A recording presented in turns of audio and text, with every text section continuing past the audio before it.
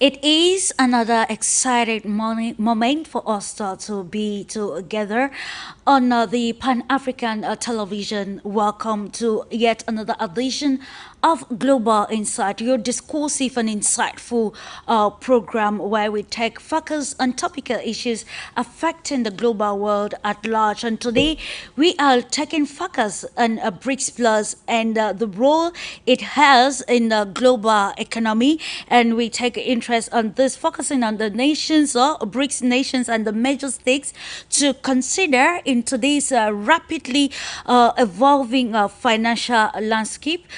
The BRICS grouping, which consists of Brazil, Russia, India, China, South Africa, and other emerging markets, now play a significant role in reshaping the world's economy.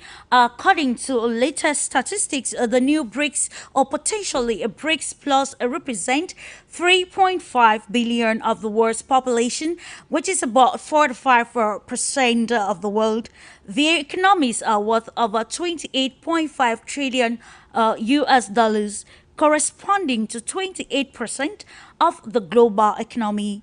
The bloc's economic weight does not only reside, according to reports, in the trillions of dollars that their growing GDPs represent, but that a BRICS country produce about 44% of the world's crude oil. This is according to recent statistics pertaining the bloc, of course, the role of BRICS Plus in reshaping the global economy can be very significant, especially on aspects like expanded market opportunities, financial cooperation, multilateralism, and global governance, among others. Those thoughts, with these new changes, it is obvious to discuss the role of BRICS in rewriting the world's economic trajectory and present financial system. And of course, we are asking the question: what are the major stakes as far as BRICS Plus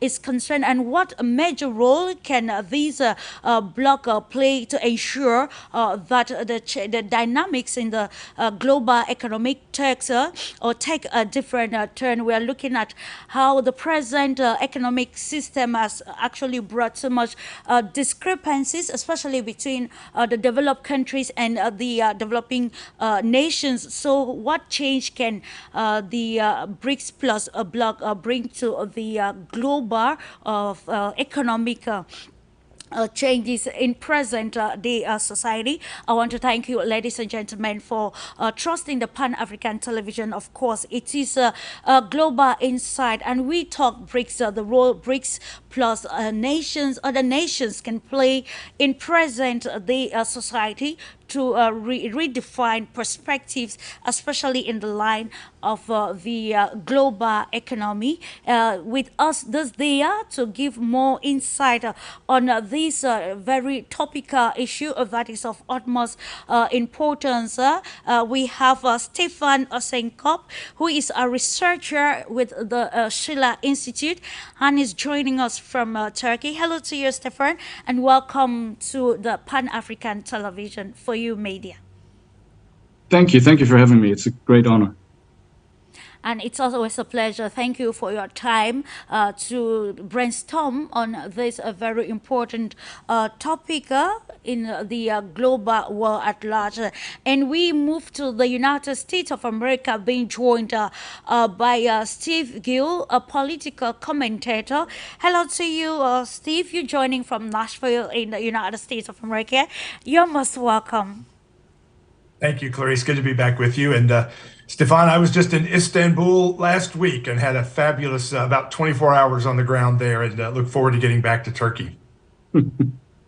Quite Good for you. amazing, in a globalized world, we get to have new experiences and, of course, to make new opinions regarding developments across the global world. And that is why today we are talking BRICS, looking at the role this bloc can play in reshaping the global economy. If Yulia Berg is already there, we want to welcome her to the program, and she's joining us from Moscow. Hello to you, Yulia Berg. You're a political scientist and also founder of GLOBUS Expert Club. It's a pleasure having you this day on the program Global Insights. Thank you for the invitation. Happy to join today's discussion. And it is very imperative that we continue to discuss, because the goal is to see that the discrepancies that actually lie between developed nations and developing countries should actually be reduced in terms of development. And we are looking at the BRICS being that entity that can redefine or reshape this perspective across the global level. So, Yulia, let me kick off with you. Generally, looking at our topic for discussion, it is imperative to understand, of course, the major stakes at play when we talk BRICS Plus, and in line with the current global economy, especially in line with the financial system. Yes, well, the economic agenda has always been, at the very top of the discussions, especially when we want to talk about various scenarios for the post-transformation world. And we're seeing now that the BRICS countries are actively growing, and the key difference between the economies of the BRICS countries and the economies of, let's say, the G20 countries or G7 countries is that the growth is ensured by active development of infrastructure, of industry, and actively growing population. So those are the physical resources, let's say, that are easy to measure, easy to define and estimate in terms of their actual value. And that means that the future probably belongs to them, because the what we can call briefly the speculative economy based on egregor value or brand value that is not always based on let's say the real physical value, sooner or later would probably be either reshaping or collapsing. And so some of the reforms suggested that we see actively being promoted, such as introduction of digital currencies, and I do not mean the blockchain-based cryptocurrencies, but I just mean the the digitalization basically of financial transactions that is actively taking place. I assume it just creates additional space for manipulations with those numbers. So when we talk about the global economy, I think it's essential to mention that the recent developments, such as the pandemic, such as economic crisis in various countries, basically led to a situation when the country level debt has been growing rapidly, and we see that the global debt is also growing in unprecedented at unprecedented pace. So that's very important to look at right now, because the current global debt is already estimated trillions of US dollars, and the global GDP is just dragging behind. So I think that is the key point to look at, because it's quite clear that the current economic model would not be able to last for a long period of time, even with all the given attempts to kind of restart it using either reforms or events of global magnitude, such as pandemic and the current global military confrontation. And making it very problematic.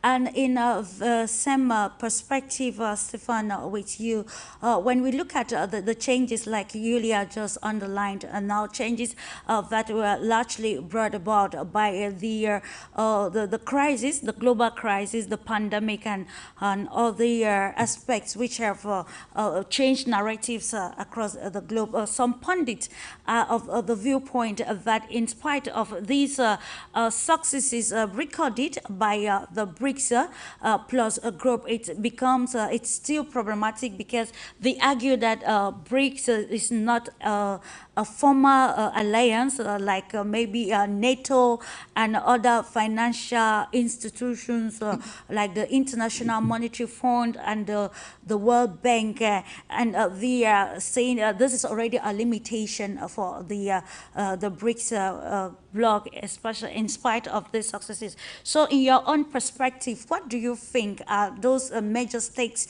to consider as far as BRICS is concerned, and of course the changes in the global economy? Well, is that me or Steve?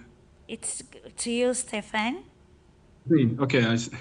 Well, if the BRICS weren't so attractive as these pundits you mentioned are saying, why have they grown to 10, and why are there 30 to 40 additional countries that want to join?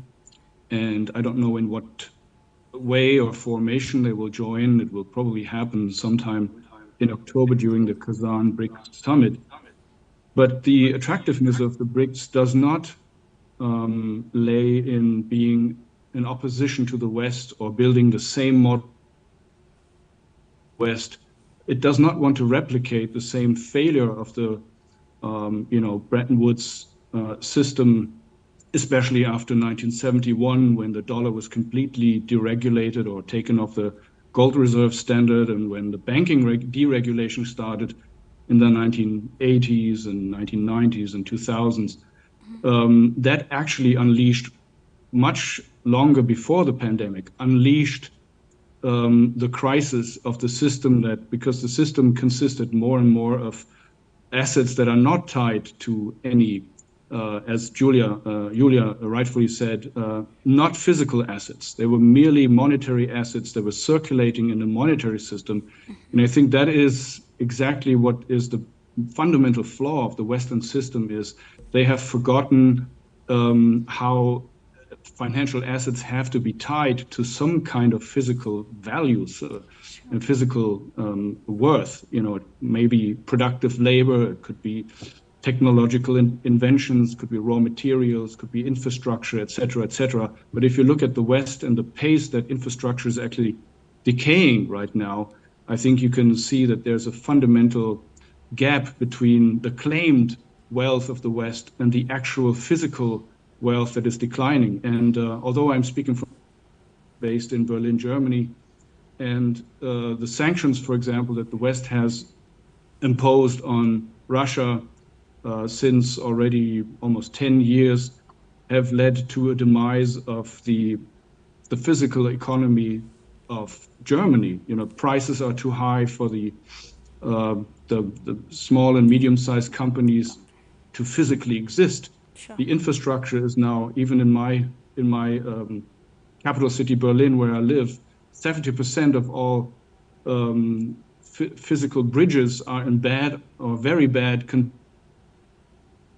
distinction between monetary assets, which are basically just figures in the books, and physical assets. And so I think why there's attractiveness towards the BRICS is because they want to base their economic collaboration on physical assets. Of course, they are not all developed yet. I think only 35% of all Russian raw materials are so far basically discovered or made available. Sure. But that's actually what attracts them even more, because this is something that is going to a direction of the next 10, 20, 30 or 50 years for development.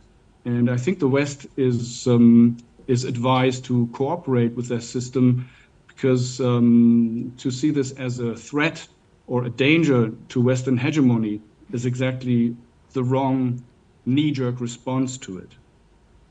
And of course, talking about Western hegemony, and we actually mentioned in our preamble the discrepancies that this system has actually brought between the rich and the poor, while the rich are getting richer and the poor are getting poorer. And of course, this is where we bring in new impetus with the BRICS Plus bloc to see how narratives can be changed across the economic lines to ensure that countries actually witness this growth there. Of course, from their GDPs, we can ensure that there is the even distribution of wealth across the global world. Coming to you, Steve Gill, we are still leveraging on the BRICS and its potentiality or the potentials that the bloc plus need. You know, it's a bloc that recently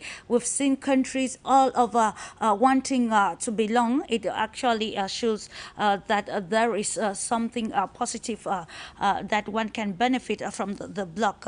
So now the question is, with the stakes that Yulia and Stephan have underlined so far, we want to now understand how these BRICS countries can leverage this collective economic power to drive some sort of sustainable growth and development at a global level. Well, first of all, I would agree with Stephan 100% that we're seeing the decline of the infrastructure. Pardon me, can you hear me? You're muted, please. Hi, Steve. We good? Okay, you're good now. We can hear him. Sure. Yeah.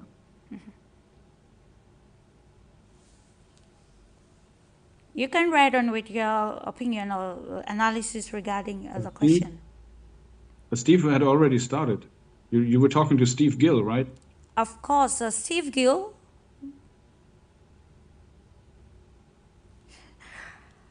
Yeah, he was already on, but then he was cut off. Actually, he was muted, and that's why there was the interruption. I heard him. I heard him. Yeah.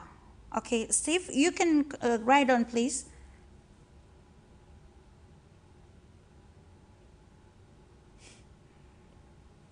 I think we'll get back shortly to Steve for why directing the same question to Yulia Berger. How can BRICS countries capitalize or leverage on their collective economic power to drive sustainable growth and development at a global level?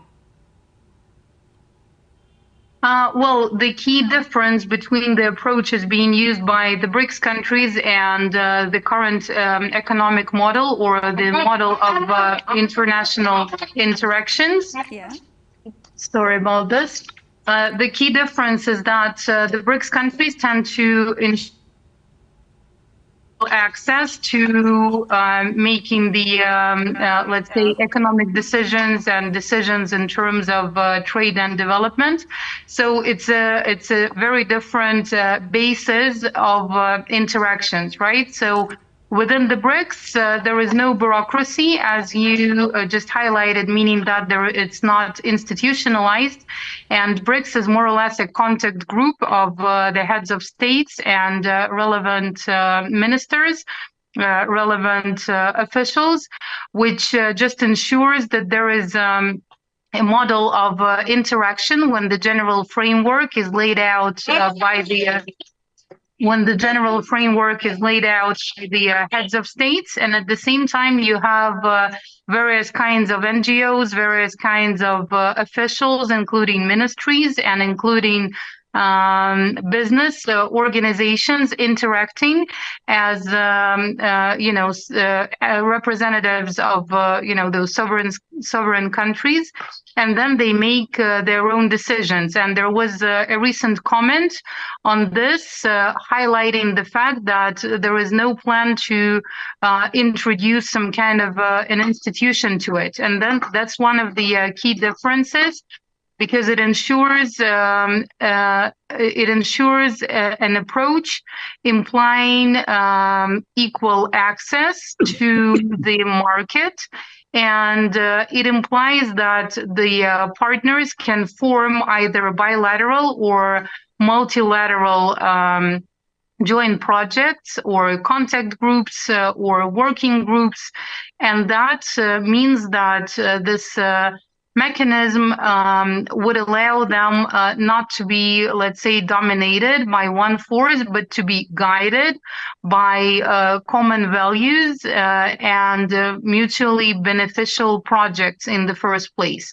So for the countries cooperating within the BRICS framework, but not entering the BRICS or BRICS Plus, as it looks like right now, format, it means that they can have access to various kinds of offers. Okay, very important. In the same, you want to comment to that, Stefan, still on these collective measures that this economic power can use to drive sustainable and development at a global stage. Stefan? If everything is okay with Steve, I think we'll go with him. Is he there? Is Steve there? Okay, let's just ride on with you. We can't get his feedback. Oh, sorry about that. Yeah. Well, I believe that the BRICS are now the forefront of the voice of the global South. They're fulfilling what hasn't been, what the so-called developing countries hadn't been able to fulfill. They all the time since 1960s and 70s, since many of the countries in the global South became nominally independent or free or decolonized, they have not really achieved any significant economic prosperity that they actually aimed at, especially since the first Bandung Conference in Indonesia in 1955, where China, India, and I think more than 40 or 50 other countries of the global South said we have to basically build a group that is interested in common development and ensuring that we all sit at the table as the Charter of the United Nations has prescribed. We all must be independent. We must uphold the 5 principles of peaceful coexistence. There's not going to be any interference into the internal affairs of the others. We are all sitting in the same boat. But the system was rigged in a way that through the United States and the dominance of the dollar as the global reserve currency, and also basically the United States having the major share in international organizations like the International Monetary Fund and the World Bank, etc., and of course Europe and the United States having the most capital in the major economic and monetary formations, the system was rigged to the detriment and the disadvantage of the global South. And I think the BRICS and BRICS Plus, or BRIC, however you want to call them, you are seen as an opportunity, a chance that the global majority that has not had the chance to develop and to have an equal voice in the United Nations system is now has a lever, a leverage against the so-called global minority or whatever, the G7, to actually bring about an equitable and fair and just system. Now the question is very simple: is the United States, is Europe going to answer this positively? Will they say? That's the question, yeah. Yes. Right. Can you hear me? I hear you. Yeah, I was just making the final point that the question is, will the West respond positively to this and take this as a chance to remedy, colonialism and insufficient development in the global South, or will they take it as a threat, an attack against their privileges, the hegemony. If I look in German media, unfortunately, so far there are unjustified fears spread around, and there are unjustified arguments for antagonization. And I think that's very wrong, and it will lead to more conflict, even war, and we don't want that. Indeed, the world doesn't want the war. Hello, Steve. If everything is okay, yeah? Can you hear me from here? Steve Gill? Can you hear me, please? And indeed, just to remind our televiewers joining just now that this is Global Insider on For You Media Africa, and we are analyzing the role of BRICS in global economy, and looking at how the perspectives coming into play in this new world order, which is not only politically motivated, but also looking at how new measures or principles can be brought into the world's economy to solve the economic problems existing, especially in developing countries. And that is the goal of the BRICS plus bloc in today's world. Now we continue to analyze how will the existing system view these new steps taken by other groups, emerging markets across the global world, patterning the economic development of the global world, looking at the financial system. And let me come back to you, Yulia. Having discussed all of these stakes, we want to understand if or the role of these BRICS nations, we're talking Russia, China, Brazil, India, South Africa, and other countries that recently joined the bloc. How imperative the countries redefining their domestic policies and even their geopolitical stance towards ensuring that there is a positive outlook on the global economy. Like Stephan said, it is imperative to curtail the number of crises that the world is already facing at the moment. What can you say regarding these BRICS nations redefining, developing domestic policies and even their geopolitical stance in order to attain this milestone in the global economy?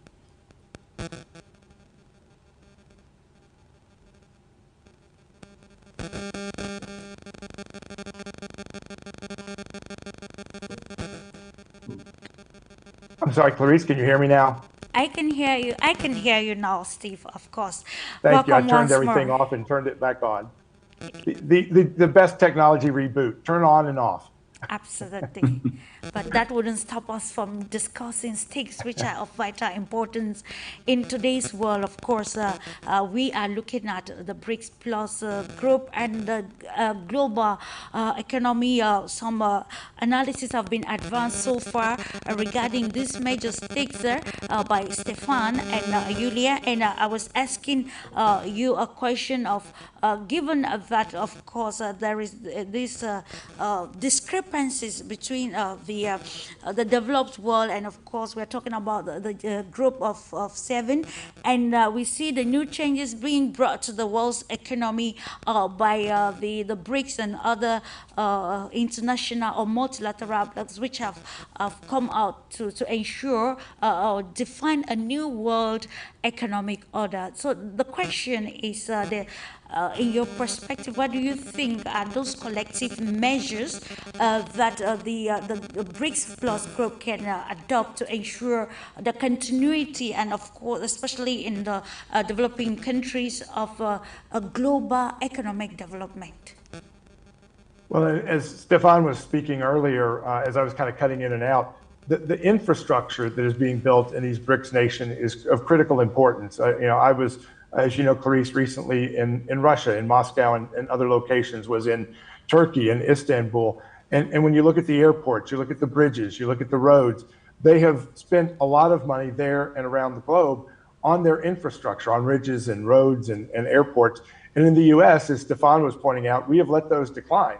And it has an economic impact on us, but it also has an economic impact on the rest of the world. When you squeeze a balloon and put pressure on an economy in one place, it is going to balloon out in another location. So when the US is not operating on all cylinders, when our economy is not moving forward as it should, it hurts us, but it also sort of hurts the global economy as well. Another example is when the Biden administration decides that we will not exploit our energy resources, our oil, our natural gas.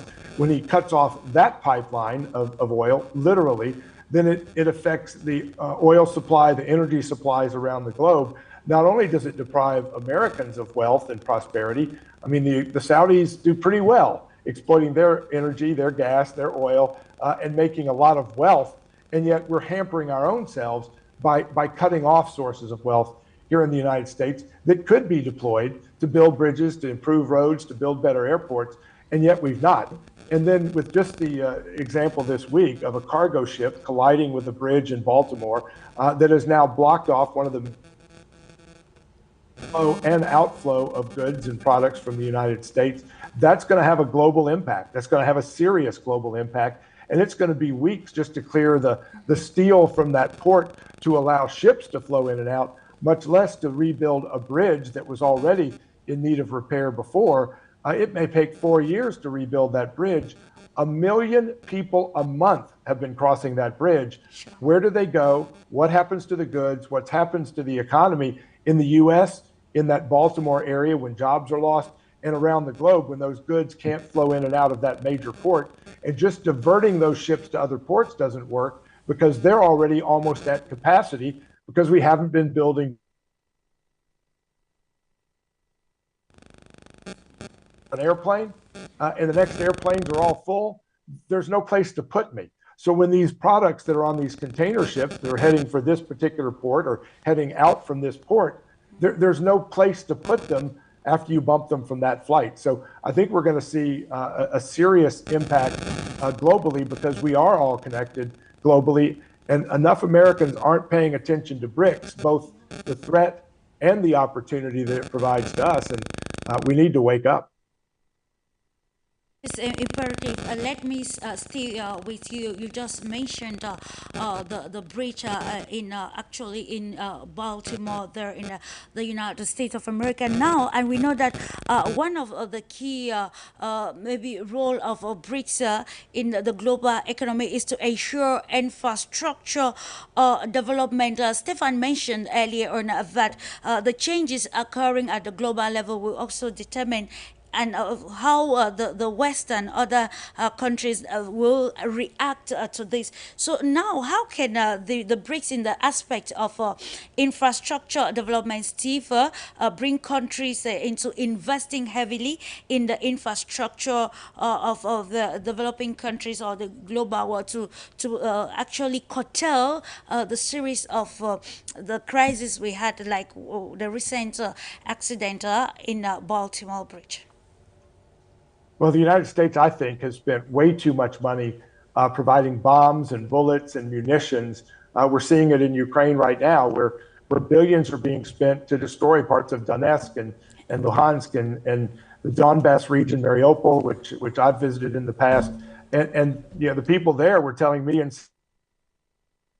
is providing those bombs and munitions to destroy things. The Chinese are in there building apartments, building bridges, building roads. Who's going to have more affinity with those people in 5, 10 years, the US or China? We're seeing the same thing in other parts of the world where the United States may be providing military aid, may even be providing humanitarian aid to third world countries in Africa and Central America and South America, but we're not there as partners building an infrastructure, building partnerships, building relationships that can move us forward. And I know, Clarice, you and I and Yulia have had conversations recently and over the last 6 months.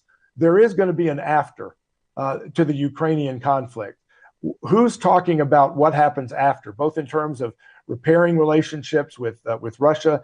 It's going to be better for the world if Russia is involved rather than sort of isolated, or worse, pushed to China, pushed to India, pushed to those who may be adversaries of the US and Western Europe. It's going to be better if we're working together, and there's not enough conversation of the after, or nearly enough conversation of how the US can play a bigger infrastructure, business development role in India, in Africa, in these other parts of the globe where we've tended to ignore them rather than involve them as real partners.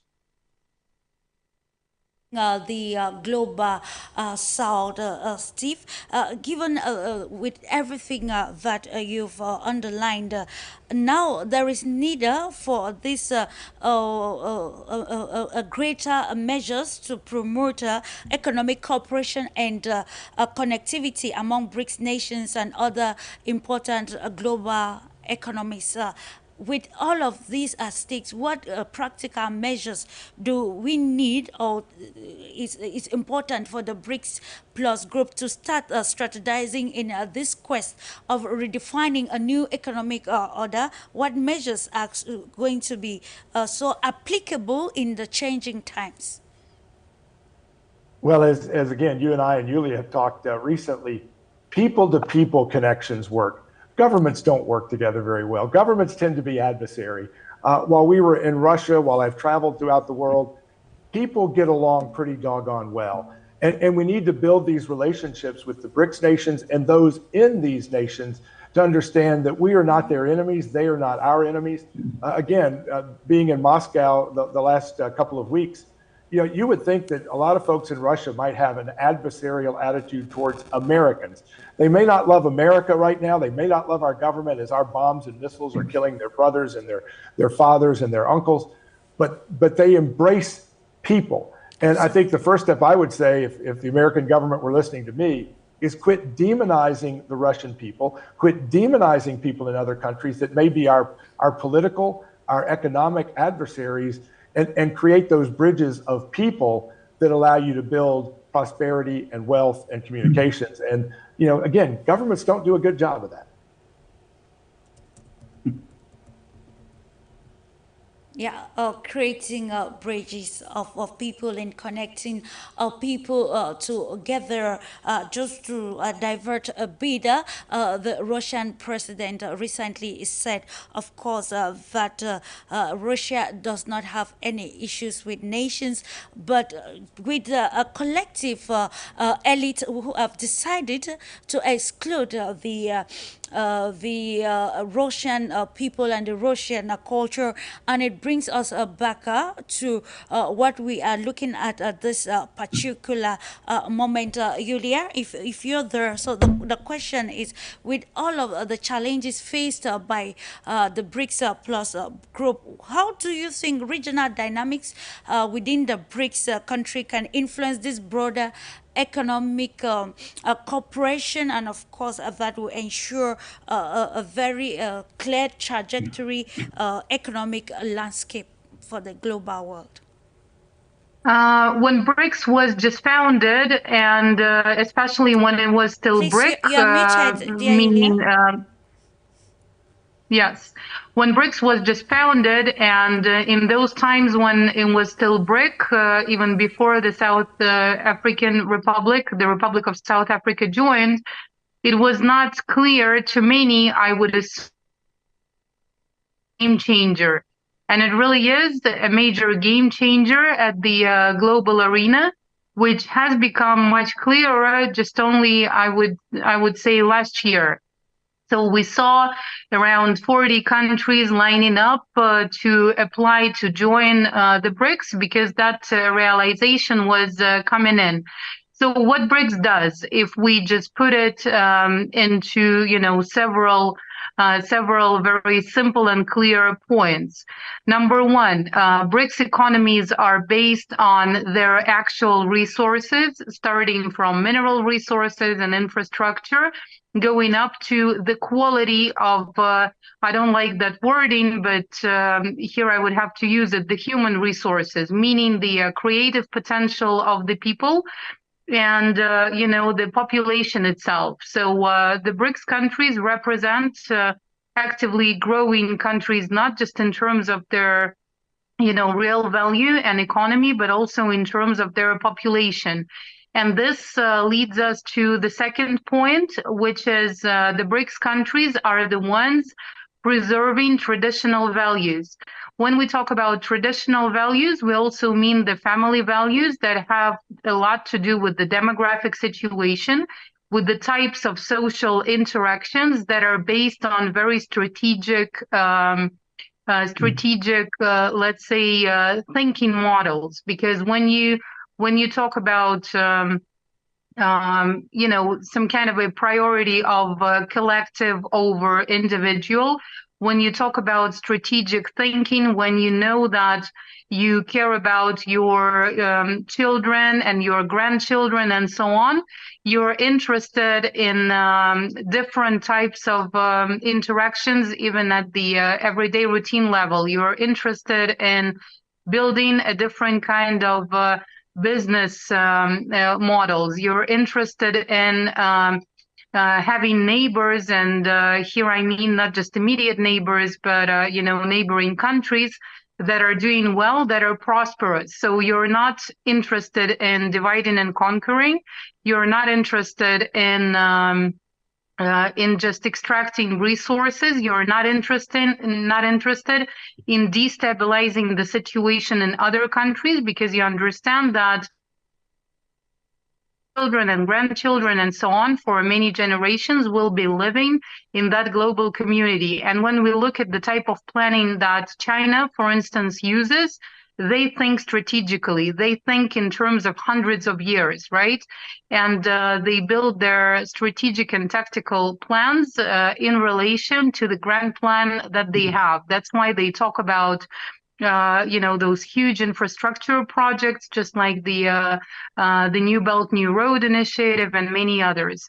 Number three, that is important to mention, is that at this point, the BRICS countries offer a new paradigm of international relations that implies mutual respect, that implies open access to, trade and various kinds of deals, that implies fair competition, an open dialogue on what each of the actors is able to bring to the table, and what each of the actors is interested in receiving from others, right?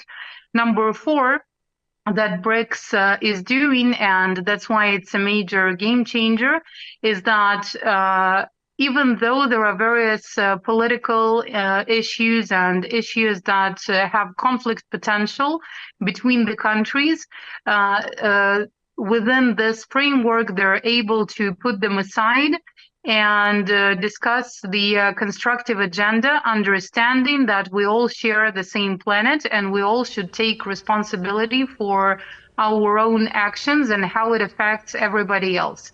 And the last point I would like to make here, number five, in terms of how BRICS affects the current global paradigm and its transformation, or I'd rather say after the transformation period, is that the current international law system that was mostly introduced by and dominated, well, the collective West, as we call it, is failing as well, because the ones who introduced it are not really following the rules of international law, or the international law that they were pushing for so many years. And so even the current ongoing conflict between shows that Russia's position was still in sticking to the Minsk agreements, sticking to the international regulations that were supposed to peacefully settle the conflict, and a lot of patience was demonstrated in terms of that, even though various reasons, starting from humanitarian operation or rescue operation or whatsoever else, could have been used in order to escalate the conflict to the military phase even earlier. But even in this framework, Russia has demonstrated of the international law and, of supremacy of agreements that were fixed and formulated and put on paper and signed. And the BRICS countries are demonstrating exactly that: consolidation and ability to put collective interests above their own, let's say, their own interests for the strategic value of peace and development. And I think that this is key, because the system, again, that was introduced by the West was discredited by the West itself. And of course, we want to understand how these new changing paradigm or dynamics can redefine, especially international cooperation or relations. Coming to you, Stefana, with this shift in power dynamics across the global world, do you think we can have a different aspects of international cooperation with this the strong BRICS plus coming in that will shift from the struggle to be in control, the struggle to have power and fame and to subjugate, especially the weaker point. But of course, international relations that talks of an interconnected world that respect people and of course, especially respect for the sovereignty of independent nations across the globe. Can the BRICS change these perspectives? In my humble opinion, can you hear me? Okay, in my humble opinion, I think it has already changed. The shift has already occurred towards the global majority, where the BRICS or BRICS 10 or BRICS 30 are just the face of it. An economic paradigm shift that is already taking place, or it's basically it's tilted the game board, so to speak. And the West, some in the West, I think the leaders that are still representing the wealth and the power of the elites of the West, they haven't understood this change yet. And that makes it very dangerous. I mean, in Germany, for example, we have politicians, it doesn't matter what party they represent, they are drunk. I mean, drunk in terms of they want to have our country war ready. They want to spend 100 billion. Some are saying 300 billion, and there's no end to it, to say that we must make the German economy divert assets towards the military industrial complex. There is only a solution on the battlefield. We must punish Russia. We must make sure that Russia doesn't win. And you have this rhetoric day in and day out. And you've all witnessed the dialogue between these Air Force generals saying that we will deliver the so-called Taurus cruise missile to Ukraine. Whether our Chancellor Scholz will basically hold the line and say, no, we will not do that, because that means by Germany in the war, is not sure. And you also have Macron of France saying that he's talking about sending official French troops to Ukraine to hold the line in Odessa, etc. This is really something that is pushing us into the direction of World War III. And this will not be a conventional war because the stakes are so high, and some in the West, especially in the Anglo-American transatlantic think tanks, they're already making these speculations about how to defeat Putin by bringing in basically a nuclear chicken game.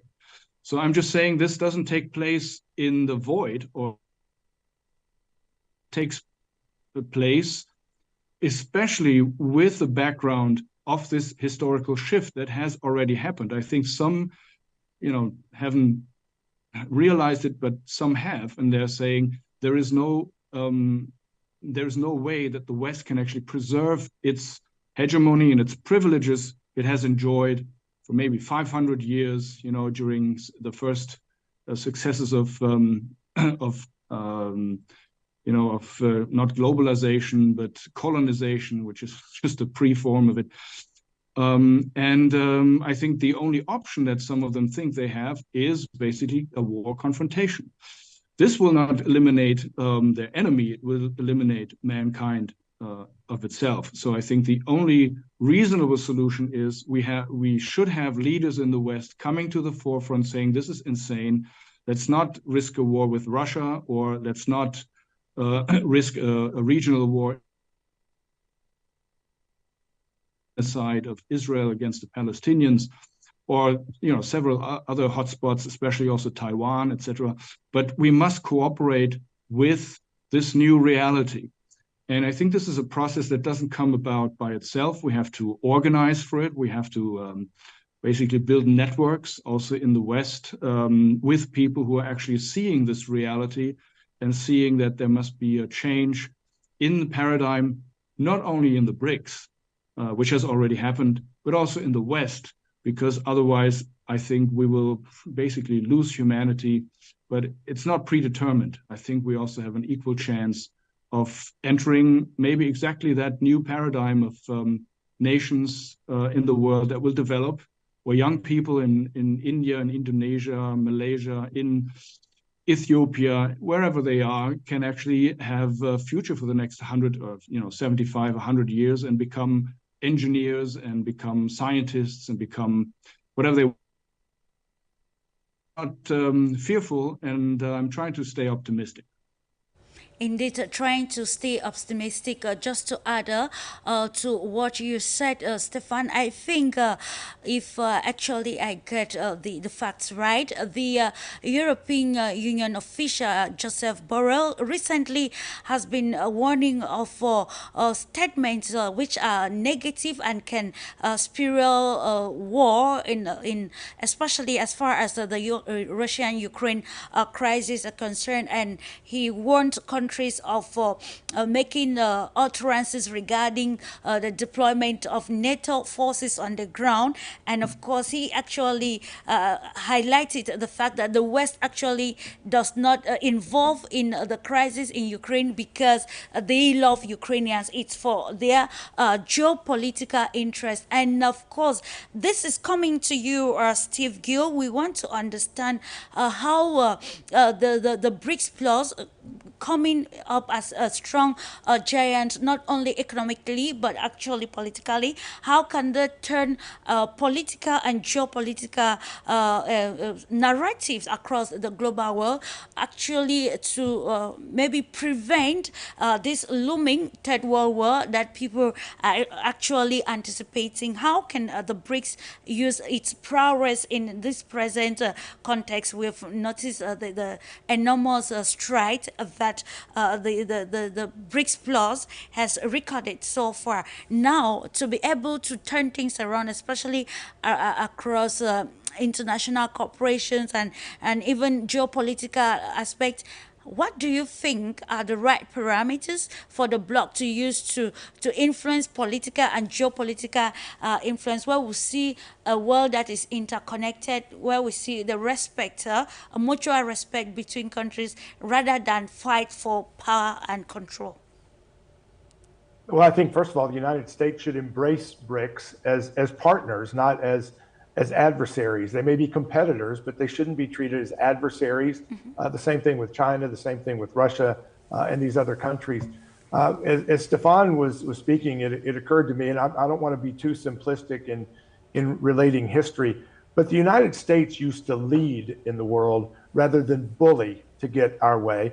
Occasionally we would nudge hard, but for the most part we led with what Julia was talking about, with a moral clarity, with a moral purpose, with a sense that our political system was going to be the blueprint of how others could practice elective democracy, elective leadership by the people being involved. And now you've got our administration trying to jail and prosecute lead political adversaries, jailing protesters only if they're of the opposite political party. We've got political leaders around the country saying that the United States has no position to tell people how to operate their voting processes or to run their countries when we're running ours so awry from our words and what we've talked about for 50 years. We can't tell people how to do things when we're not following our own rules, our own procedures. And I think when you lose that moral clarity, when you lose that transparency, when you lose that high ground, you lose the capacity to lead people in the right direction that you wish, rather than to bully them. We may not like in the United States, or at least our government may not like, how the people of Russia voted overwhelmingly for Vladimir Putin, but their votes should matter to us. We may not like that Maduro is in charge in Venezuela, but the people in Venezuela overwhelmingly elected him. We need to start dealing with the world, in my view, as it is, and not try to bully people into doing what we wish, not trying to overturn governments like you have President Biden trying to push Netanyahu out in Israel. Again, you may or may not disagree with where he is, but for us to interfere with foreign countries and their political process violates everything that America supposedly stands for. And right now, we're bullying India, one of the BRICS nations, into not buying Russian oil with the threat of sanctions if they purchase Russian oil.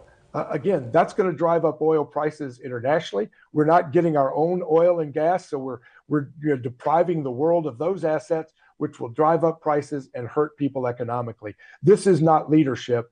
And if I had one thing to tell the American leadership on both sides of our political aisles, it would be stop bullying and start leading again.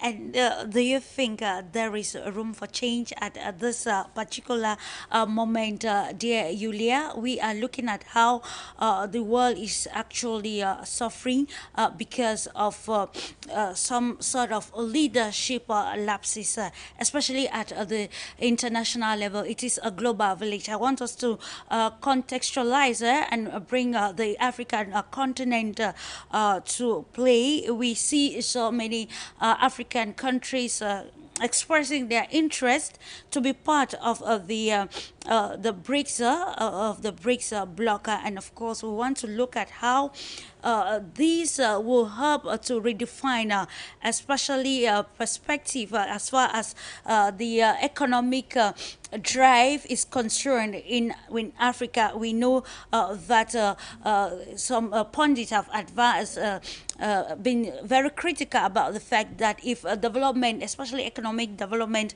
is being slowed in Africa, it is due to the lack of financial independence, and of course even countries that have via local currencies, the value is still tagged to other international currencies. Where is the place of the BRICS in changing these narratives, especially in its drive towards up until the Yulia? advantage was taken of the weakened Eurasia. Let's put it that way. It was all good up until Eurasia was bleeding. Yes. Well, some of us see Stephan, the perspective you may want the right to way. answer this question, of course.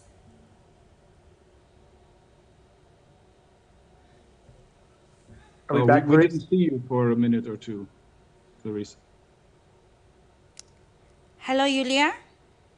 Yes. Can you hear us? Yes. Could you please repeat the question? The question was actually the role of the BRICS in helping, especially African countries. You know, there is the drive for financial independence across the continent, and I also highlighted that when you see even countries that have their local currencies, the value is still being defined by a certain, maybe an international currency. We are looking at the BRICS drive towards de-dollarization. How can this help maybe economies in Africa, as even more and more African countries are looking forward to becoming member states of the BRICS bloc? Well, in my opinion, what is essential for the African countries to realize at the moment is that it's not really them needing the West, but the West needing them, right? So the wealth of many Western countries, including France, including Belgium, to a certain extent the United States, but that's less of the percentage.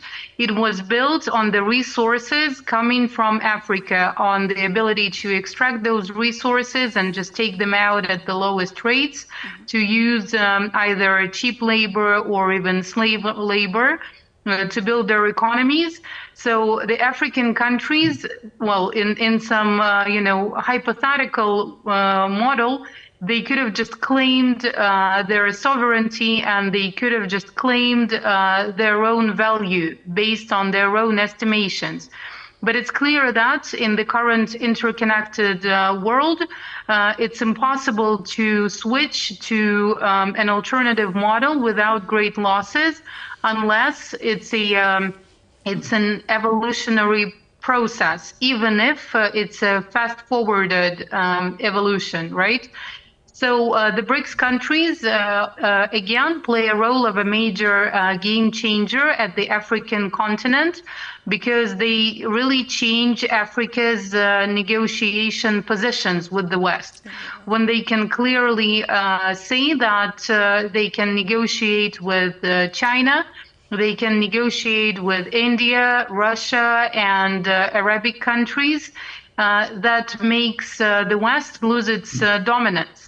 But in order to switch to an alternative financial model, it is necessary for most of the countries to join it in quite a fast or quite a short period of time, right? Because otherwise the entire system of international trade would just fail.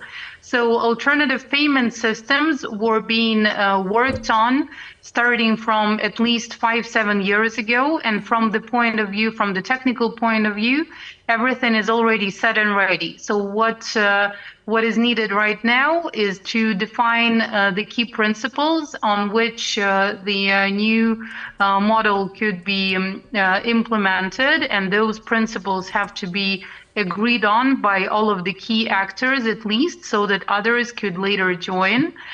So we need at least several, big players here joining the alternative system. And for this process to go smooth, probably what would be required is coexistence of the old and the new systems at the same, period of time, so that the transition would not be much painful and wouldn't be causing too much of damages. But coming back to the economic pressure that a lot of African countries are experiencing, including the ones that are using CFA franc that they are not even able to control, it's important to look at the current trends and at the countries that have already claimed that they refuse that system and they would be switching to an alternative one. And here again, BRICS and its work, its joint work, can serve as a very good point of reference and a very good, let's say, foundation for a different negotiation position for the African countries.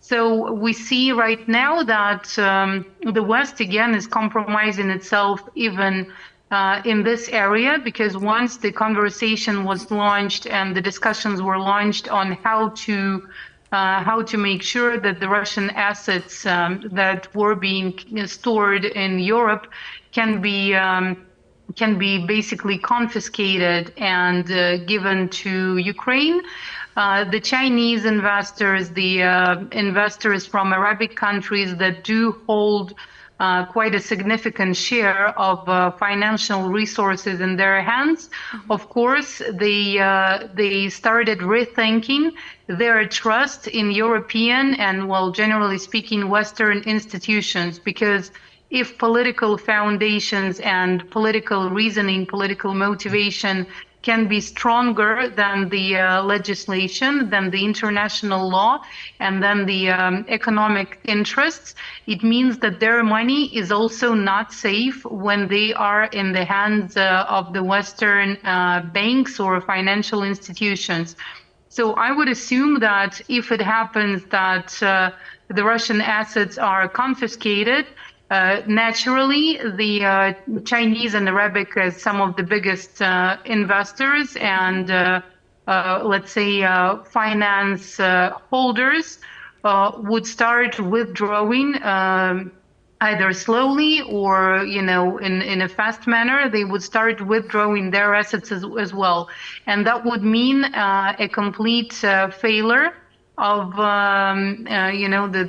the Western banking system. And of course, need to change the narrative. So, coming to you, Stefan, now we are looking at the changes that can occur in, especially drastic changes occur in the global level, pertaining these decisions, especially sanctions on Russia, and which will have effect on the running of businesses or cooperation with other BRICS nations. Now, we want to look at the aspect of multilateralism and global governance. So, do you think if actually the BRICS works together with a reformed International Monetary Fund, the World Trade Organization, it can give a greater scope for this strong bloc to reshape global economic rules that will, and also institutional framework that will influence global economic governance? Well, I agree with the position of Yulia that the BRICS countries would have to first establish a fail-safe system of their own. And there are some proposals being made. One was by the former vice president of the BRICS Bank, the new development bank, a Brazilian gentleman named Mr. Batista.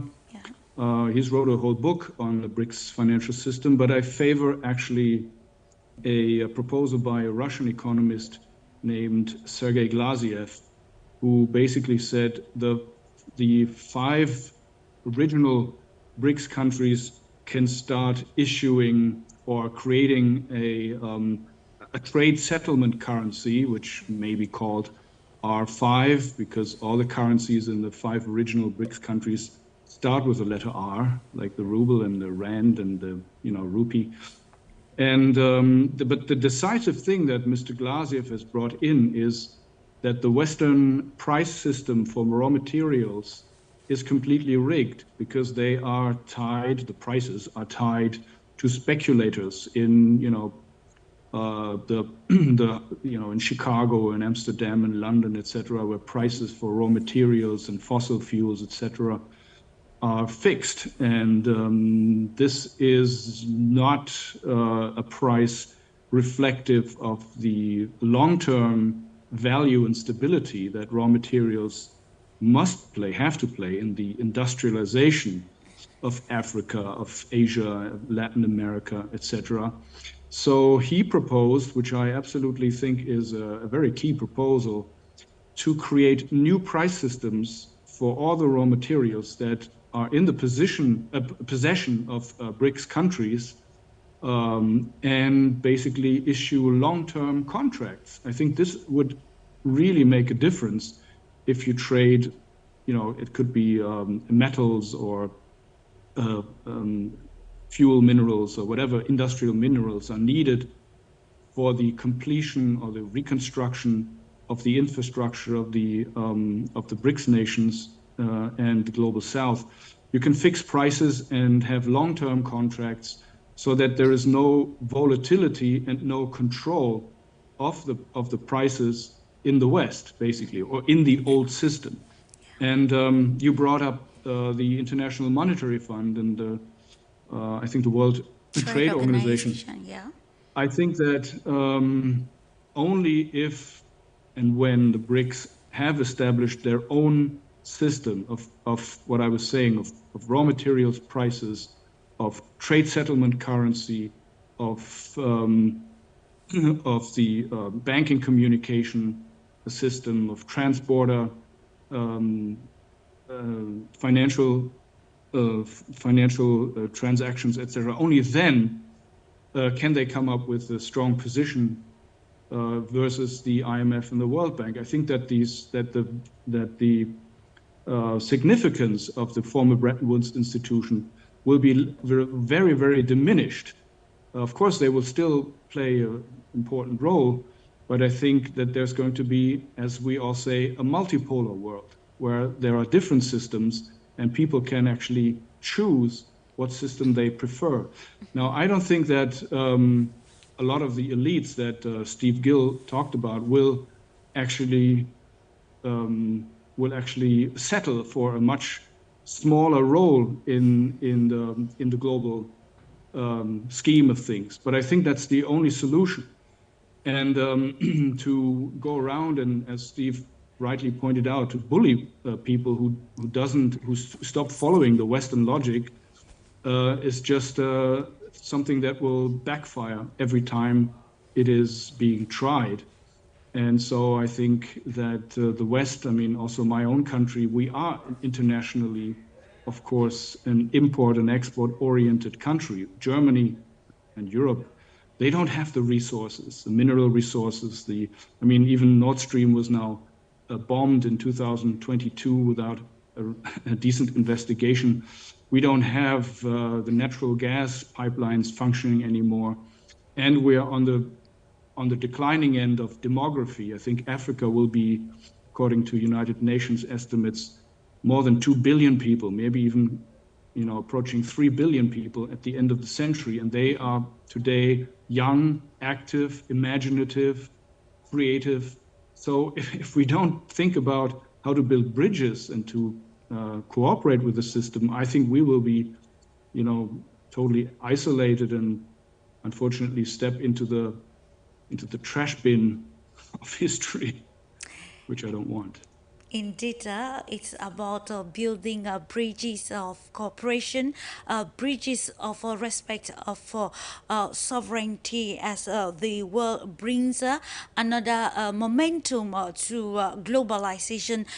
We have just few minutes to be together, but we end with you, Steve Gill. We are looking at the BRICS coming with these new perspectives in the quest for a new world order, especially economic world order. According to recent economic news, a central bank digital currency, CBC, is actually connected to the SWIFT network, is expected to launch within a few months. So the question is this a challenge for BRICS, the group that is already working towards having an alternative currency that will bring about a decline in Western financial hegemony? What do you have regarding this new development across the financial world?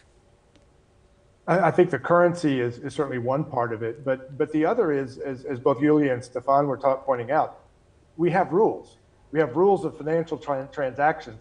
And when the United States doesn't follow the rules, how can we impose those rules on everybody else? And if we want a Wild West situation where everybody does whatever they want, you're going to have more chaos rather than a system that promotes prosperity and business dealings that will be fair and transparent.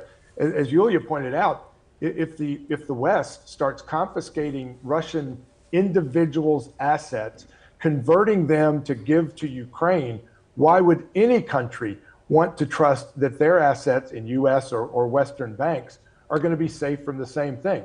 We're seeing that play out in New York right now, where a Democrat judge, a Democrat attorney general are pursuing Donald Trump, the lead opponent to Joe Biden, to say that he overvalued assets, even though there's no indication that any bank or insurance company lost any money. They've claimed that Mar-a-Lago, his property in Florida, is worth $18 million when everybody else acknowledges it's worth $800 million or more. If they can prosecute him, impose a $500 million fine on him with no victims, nobody hurt, and just to politically pursue him, then every other business in New York has to be saying, they can do it to me if I don't do what they want me to do. And you're already seeing businesses leave. You will see foreign businesses leave the US banks, the US financial institutions, the European banks and financial institutions, if we demonstrate that the rules don't apply when it comes to taking individuals' assets because we don't like their politics, we don't like the politics of their country, and that is a beyond dangerous route for not only the US and Western Europe, but for the world. Indeed, for the world, and the goal is to make the world safer for humanity, is to ensure that all the countries of the world benefit from the endowment. Of course, we want to thank you, Yulia BERG, STEPHAN, and Steve GILL for your great insight on a topic for discussion this day, which is a very pertinent, a new world order, a new economic world order. That will see especially countries of the global south have a more concerted voice regarding decisions or especially financial decisions taken at a global level, like you underlined, Steve. If nobody is above the role, and of course it is imperative for the US and other Western countries to also align with the changing dynamics across the global world and embrace the philosophy of multipolarity, where we see, in the words of Yulia, where we see a positive competition, where we see a mutual understanding and the respect for humanity, respect for the sovereignty to make a world indeed a beautiful global village. I want to thank you all for your great insight. It's always a pleasure, and to appreciate the televiewers who have had confidence on the Pan-African television as we continue to analyze stakes not only affecting the African continent but the global world at large. Remember that the world is a global village, and it is interconnected. One entity not doing well will automatically affect stakes in another entity, and that's why we can have some sort of discrepancies and the fight for more power and control, especially at the international level. Continue to still trust the Pan-African television as will help you to redefine narratives, especially along very important geopolitical aspects. Thank you so much, and I will be drawing the curtains into today's edition of the program Global Insight. But don't go away. Keep having a lovely moment in the company of programs on For You Media Africa. See you some other time.